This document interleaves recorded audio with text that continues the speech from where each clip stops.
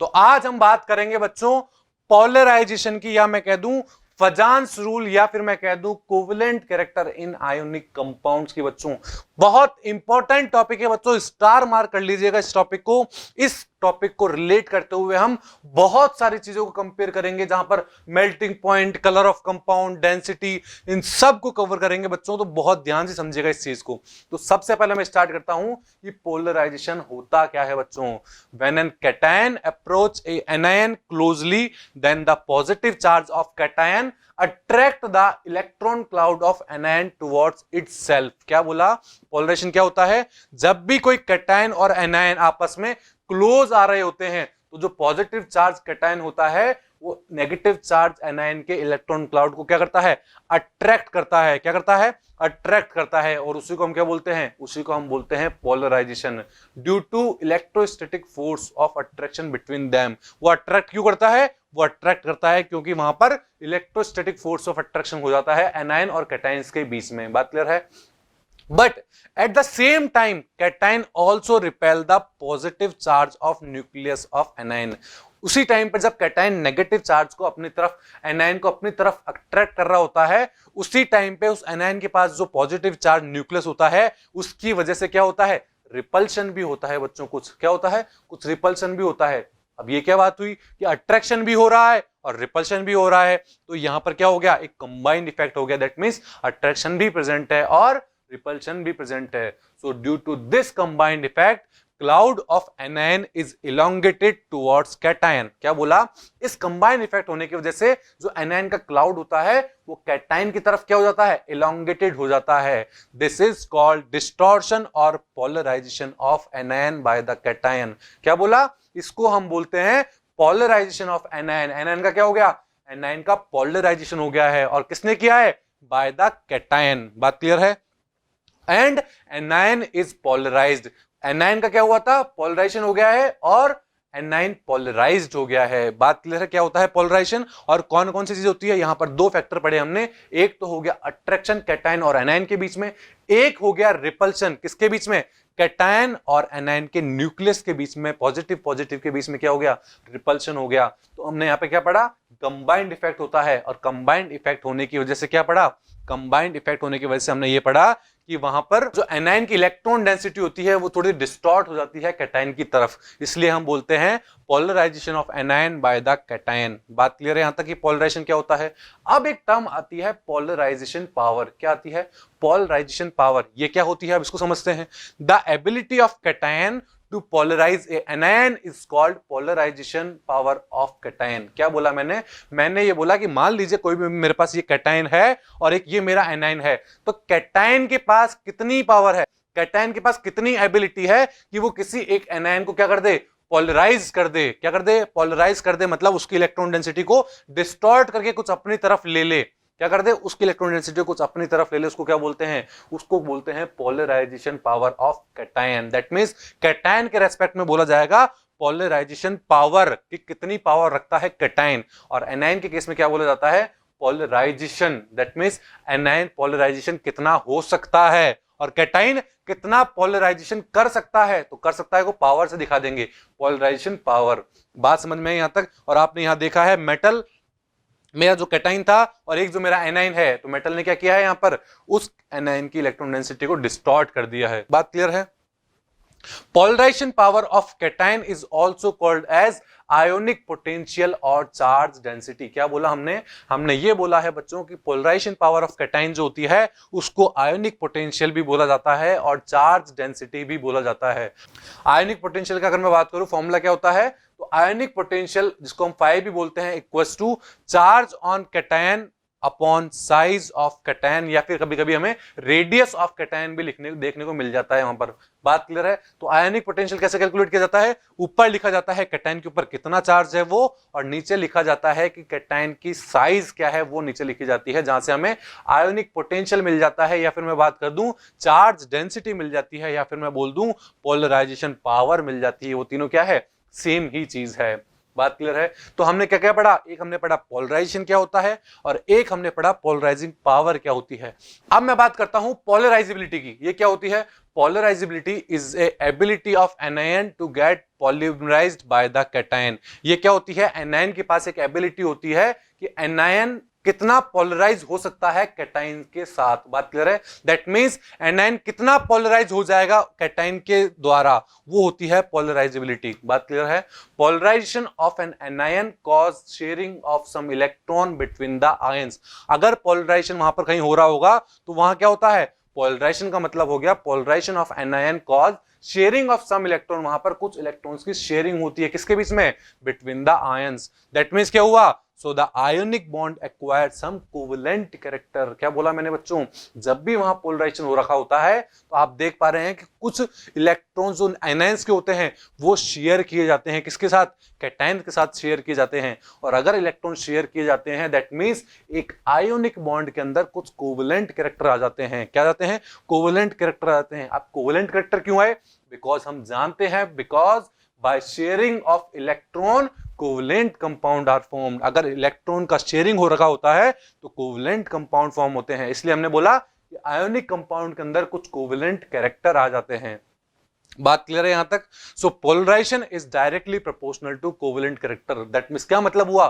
जितना ज्यादा पोलराइजेशन हो रहा होगा उतना ज्यादा ही उसके अंदर कोवलेंट कैरेक्टर होंगे। बात समझ में आई यहां तक? क्यों कोवलेंट कैरेक्टर ज्यादा होते हैं अगर पोलराइजेशन ज्यादा होता है? क्योंकि पोलराइजेशन अगर ज्यादा हो रखा होता है तो वहां पर कुछ अमाउंट में एनायन की इलेक्ट्रॉन डेंसिटी शेयर की जाती है कैटायन के साथ, और अगर इलेक्ट्रॉन का शेयर हो रखा होता है तो कोवेलेंट कैरेक्टर बढ़ जाते हैं। इसलिए मैंने बोला polarisation is directly proportional to covalent character. बात क्लियर है बिल्कुल यहां तक? कोई दिक्कत नहीं है? Now the polarization is depend on the number of factors। यहां पर अगर मैं पोलराइजेशन की बात करूं तो वो बहुत सारे फैक्टर्स के ऊपर क्या करता है? डिपेंड करता है। Which are suggested by Fajans. जो जिनको किसने सजेस्ट किया था? उसको सजेस्ट किया था फजान नाम के साइंटिस्ट ने। इसीलिए हम इस रूल को बोलते हैं फजान्स रूल बोलते हैं, या फिर मैं बोल दूं पोलराइजेशन बोलते हैं। और पोलराइजेशन को भी फजान्स रूल बोलते हैं क्योंकि उसके जो फैक्टर्स थे उनको सबको किसने डिपेंड किया था? किसने डिस्कवर किया था? फजान ने डिस्कवर किया था। बात क्लियर है यहां तक? तो अब हम बात करते हैं फैक्टर्स अफेक्टिंग पोलराइजेशन, या फिर मैं बोल दूं फैक्टर्स अफेक्टिंग फजान्स रूल। जो फजान्स रूल उसने दिया था उसको कौन कौन से फैक्टर है जो अफेक्ट करते हैं उसके बारे में बात करते हैं हम। तो सबसे पहला फैक्टर मैं बात करता हूं साइज ऑफ कैटायन की। किसकी? साइज ऑफ कैटायन की। कि अगर कैटायन की साइज ज्यादा हो कम हो उससे पोलराइजेशन पे क्या फर्क पड़ेगा उस बारे में बात करते हैं हम। तो size of cation increases polarisation decreases. क्या बोला मैंने? अगर साइज ऑफ कैटायन इंक्रीज हो रहा होगा तो पोलराइजेशन क्या हो जाएगा?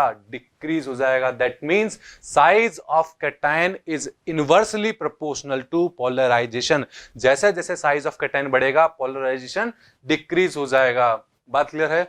As the size of cation increases the covalent character decreases. अगर कैटायन का साइज बढ़ रहा है तो पोलराइजेशन डिक्रीज हुआ है, और अगर पोलराइजेशन डिक्रीज हुआ है तो कोवेलेंट कैरेक्टर भी क्या होंगे? डिक्रीज ही हो जाएंगे।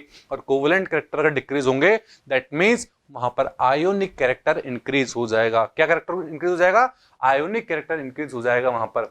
फॉर एग्जांपल मैं बात करता हूं LiCl, NaCl, KCl, RbCl और CsCl, इन सब के बारे में मैं बात करता हूं। तो आप यहां क्या देख पा रहे हो? यहां पर मेरा एनायनिक पार्ट तो सेम है, दैट मींस Cl तो मेरा सब में ही सेम है। बात क्लियर है? बट अगर मैं बात करूं Li से सीजियम तक तो आप देख पा रहे हैं ऊपर से नीचे आने पर क्या हो रही है?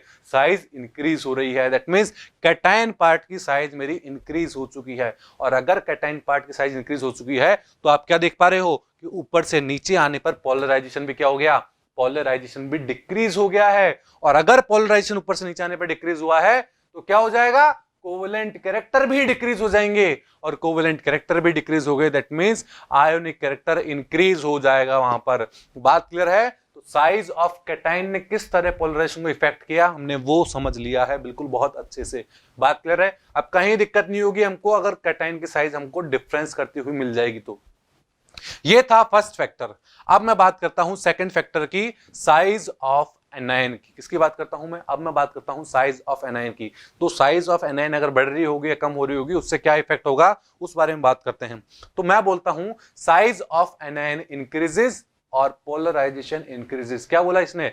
इसने बोला है कि अगर एनायन की साइज इंक्रीज हो रही होगी तो पोलराइजेशन भी इंक्रीज हो जाएगा। ऐसा क्यों? दैट मींस इसका मतलब ये हो गया size of anion is directly proportional to polarisation. क्या बोला मैंने? अगर एनायन की साइज बढ़ेगी तो पोलराइजेशन भी बढ़ेगा, इसलिए यहां पर डायरेक्टली प्रोपोर्शनल का रिलेशन चल रहा है। बात क्लियर है? That is as the size of anion increases, अगर एनायन की साइज जैसे से बढ़ रही है तो वहां पर कोवेलेंट कैरेक्टर भी बढ़ जाएंगे। कोवेलेंट कैरेक्टर क्यों बढ़ रहे हैं? क्योंकि पोलराइजेशन बढ़ रहा है बच्चों, और अगर कोवेलेंट कैरेक्टर बढ़ रहे हैं तो आयोनिक कैरेक्टर डिक्रीज हो जाएंगे। बिल्कुल, आयोनिक कैरेक्टर डिक्रीज हो जाएंगे। इसे भी एक एग्जांपल से समझते हैं। तो आप यहां पर ये एग्जांपल देख पा रहे हैं। देखिए, मैं बात करता हूं LiF की, LiCl, LiBr, LiI की मैं बात करता हूं। तो मैंने क्या किया, मैंने इस बार Li तो सेम रखा है, बट मैंने इनके एनायनिक पार्ट सेम चेंज कर दिए हैं। दैट मींस कैटायनिक पार्ट मेरा सेम है, बट मेरा जो एनायनिक पार्ट है, एनायनिक पार्ट कैसा है? चेंज हो रहा है मेरा। कैसा हो रहा है? एनायनिक पार्ट चेंज हो रहा है। और अगर मैं ऊपर से नीचे आता हूं तो आप देख पा रहे हैं फ्लोरीन से क्लोरीन, क्लोरीन से ब्रोमीन, ब्रोमीन से आयोडीन जाने के पर यहां पर एनायन की साइज बढ़ रही है। और अगर एनायन की साइज बढ़ रही है तो आप देख पा रहे हैं पोलराइजेशन जहां पर एनायन की साइज ज्यादा है वहां सबसे ज्यादा है, और ऊपर वाले केस में LiF के केस में पोलराइजेशन इतना ज्यादा नहीं हुआ है। दैट मींस अगर मैं पोलराइजेशन का ऑर्डर लिखना चाहूं तो क्या हो जाएगा? सबसे ज्यादा पोलराइजेशन LiI में हुआ है, फिर LiBr में हुआ है, फिर LiCl में हुआ है, और फिर LiF में हुआ है। दैट मींस जैसे जैसे ऊपर से नीचे आने पर एनायन की साइज बढ़ी है तो पोलराइजेशन भी इंक्रीज हुआ है, और पोलराइजेशन इंक्रीज हुआ है तो कोवेलेंट कैरेक्टर भी इंक्रीज हुआ है, और कोवेलेंट कैरेक्टर अगर इंक्रीज हुआ है तो आयोनिक कैरेक्टर डिक्रीज हो गया है बच्चों। तो कोवेलेंट कैरेक्टर का ऑर्डर भी क्या आ जाएगा? वही जो हमारा पोलराइजेशन का ऑर्डर था। LiI के अंदर सबसे ज्यादा कोवेलेंट कैरेक्टर होंगे, फिर LiBr के अंदर होंगे, फिर LiCl के अंदर होंगे, और फिर LiF के अंदर होंगे। बात क्लियर है? समझ में आए दोनों फैक्टर बच्चों? अब मैं बात करता हूं थर्ड फैक्टर की। कौन सा? चार्ज ऑफ कैटायन और एनायन की। कि अगर कैटायन के ऊपर चार्ज वेरी कर रहा हो, एनायन के ऊपर चार्ज वेरी कर रहा हो, उससे क्या इफेक्ट होगा हमारे पोलराइजेशन के ऊपर या कोवेलेंट कैरेक्टर के ऊपर, उसके बारे में बात करते हैं। So polarisation is directly proportional to charge of cation and anion. क्या बोला मैंने? जो पोलराइजेशन होता है वो चार्ज ऑफ कैटायन और चार्ज ऑफ एनायन के डायरेक्टली प्रोपोर्शनल होता है। क्या होता है? डायरेक्टली प्रोपोर्शनल होता है। बात क्लियर है? अब मैं पहला बात करता हूं चार्ज ऑफ कैटायन की, कि चार्ज ऑफ कैटायन बढ़ने से कैसे पोलराइजेशन बढ़ता है। सबसे पहले उसकी बात करते हैं। तो हमने क्या पढ़ा? हमने पढ़ा है charge of cation is directly proportional to polarisation. That means जैसे जैसे हमारा किसी भी कैटायन के ऊपर चार्ज बढ़ रहा होगा तो पोलराइजेशन बढ़ेगा। देखिए, इसको भी समझते हैं। तो मैं बात करता हूं इसमें एग्जांपल की। एक है NaCl, एक है MgCl2, एक है AlCl3। बात क्लियर है? NaCl की अगर मैं बात करूं तो Na नीचे Na+ फॉर्म में दिख रहा है आपको। मैग्नीशियम Cl2 की बात करूं मैं तो Mg+2 में दिख रहा है, और एल्यूमिनियम क्लोराइड की मैं बात करूं, AlCl3 की मैं बात करूं तो वहां पर Al+3 के अंदर दिख रहा है। बात क्लियर है? और हमने ये थर्ड चैप्टर में बहुत अच्छे से पढ़ा था कि अगर किसी एटम के ऊपर पॉजिटिव चार्ज बढ़ता चला जाता है, उसकी साइज छोटी होती चली जाती है। कैसी हो जाती है? छोटी होती चली जाती है। और अगर साइज छोटी हो रही है कैटायन की तो पोलराइजेशन क्या हो जाएगा? पोलराइजेशन इंक्रीज हो जाएगा। और पोलराइजेशन इंक्रीज हो गया तो कोवेलेंट कैरेक्टर भी इंक्रीज होगा या नहीं होगा? बिल्कुल बच्चों, कोवेलेंट कैरेक्टर भी इंक्रीज हो जाएगा। दैट मींस सबसे ज्यादा कोवेलेंट कैरेक्टर किसके अंदर होगा? AlCl3 के अंदर, फिर MgCl2 के अंदर, और सबसे कम कोवेलेंट कैरेक्टर होगा NaCl के अंदर। बात क्लियर है? समझ में आया आपको कैटायन के अंदर कैसे पोलराइजेशन वेरी करता है? अब मैं बात करता हूं चार्ज ऑफ एनायन की। चार्ज ऑफ एनायन को भी हमने पढ़ा था, वो डायरेक्टली प्रोपोर्शनल होगा पोलराइजेशन के। किसके? पोलराइजेशन के डायरेक्टली प्रोपोर्शनल होगा।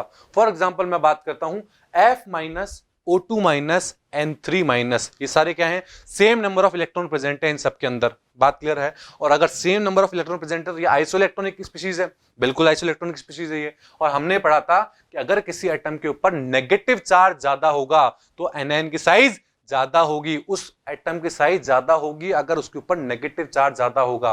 बात क्लियर है यहां तक? और अगर नेगेटिव चार्ज ज्यादा होगा तो वो पोलराइजेशन भी ज्यादा करेगा। अगर साइज ज्यादा होगी एनायन की तो वो पोलराइजेशन भी ज्यादा करेगा। दैट मींस जैसे जैसे हम लेफ्ट से राइट मूव कर रहे हैं तो क्या देख रहे हैं? साइज ऑफ एनायन बढ़ रहा है।